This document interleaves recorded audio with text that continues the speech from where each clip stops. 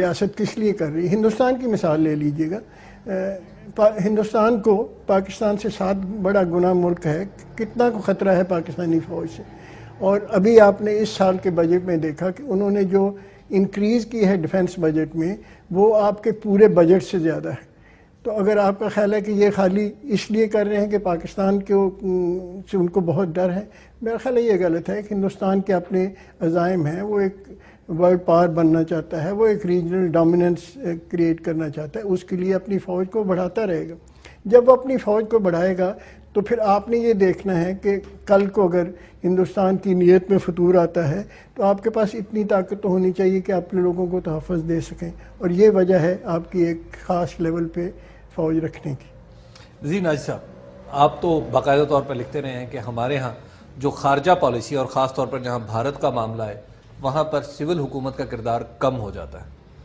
جی ہاں، ہماری India specific policy جو ہے وہ فوجی ملکیت ہے پہلے سے ہی. اس کے بارے میں کوئی بھی منتخب حکومت کوئی فیصلہ کرنے کے اہل نہیں ہے، نہ اس کو موقع دیا جاتا ہے. آپ کو مثالیں آپ کے سامنے ہیں ساری. شملہ معاہدے کے بعد ابھی تو جنرل صاحب کی بات مجھے تعجب ہو رہا تو فرما رہے تھے کہ سیکیورٹی کے لیے، سلامتی کے لیے، حفاظت کے لیے فوج کی ضرورت ہوتی ہے. فوج تو ہمارے پاس تھی، حفاظت ہوئی 71 میں.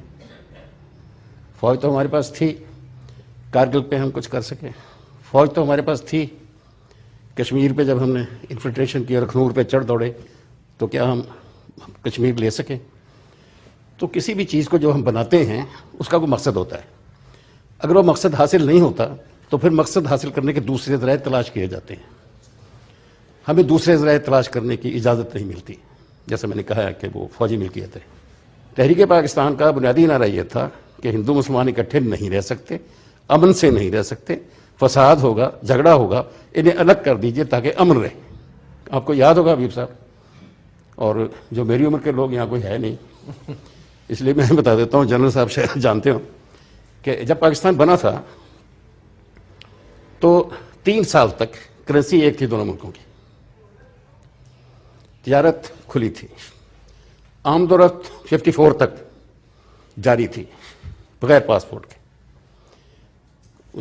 ہجرتیں بھی ہوتی نہیں، وہ ادھر آتے رہے، ہم ادھر جاتے رہے. اصل جھگڑا 65 سے شروع ہوا.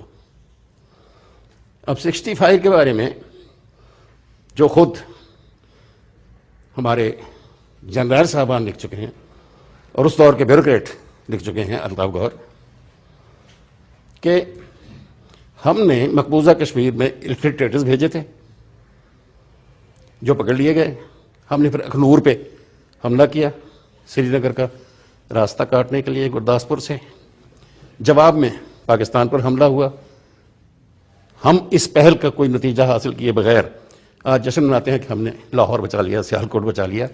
لاہور اور سیالکوٹ تو بچے بچائے تھے اگر اخنور کا واقعہ نہ ہوتا تو. جی تو جی ڈاکٹر سرفراز صاحب کی طرف چلتے ہیں. ابھی ایک بات ہوئی کہ ایک ریجنل ڈیزائن بھی ہے بھارت کا. بھارت ایک ریجنل پاور بننا چاہتا ہے، جس کے نتیجے میں ابھی جو ڈاکٹر سلیم اظہر صاحب بات کر رہے تھے کہ افغانستان کے ذریعے بلوچستان میں انفلٹریشن کا الزام بھی لگایا جاتا ہے. اس کے بعد ایران، پاکستان اور انڈیا جو پائپ لائن ہے اس کے راستے میں سب سے بڑی رکاوٹ بھی یہی کہی جاتی ہے کہ بھارت اپنے بڑے سائز کے ہونے کا فائدہ اٹھا رہا ہے. ان ریجنل ڈیزائنز میں سینٹرل ایشیا میں اور ہمارے ارد گرد کیا تبدیلیاں آ رہی ہیں بھارت کی ٹرمز پر؟ میرے نزدیک ہندوستان ایک گلوبل پاور بننے جا رہا ہے. ہندوستان آبادی میں دنیا کا دوسرا بڑا ملک ہے اور شاید کچھ عرصے میں پہلا ہو جائے. رقبے کے اعتبار سے بھی بڑا ہے، وسائل کے لحاظ سے بھی بڑا ہے، ٹیکنالوجی کے حساب سے بھی وہ بہت ساری دنیا میں کافی سارا آگے جا چکا ہے. سائبر ٹیکنالوجی میں وہ شاید امریکہ کے ہی بعد ہوگا، ورنہ باقی سب سے آگے جا چکا ہے.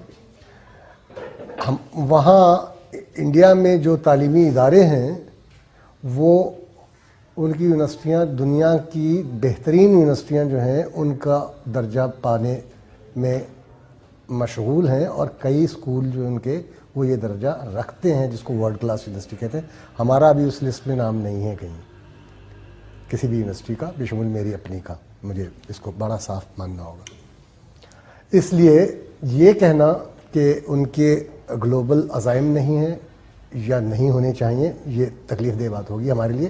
ہے ان کی اکانومی بڑی ہے، مارکیٹ ان کو زیادہ بڑی چاہیے ہم سے، مینوفیکچرنگ زیادہ بڑے پیمانے پہ کر رہے ہیں.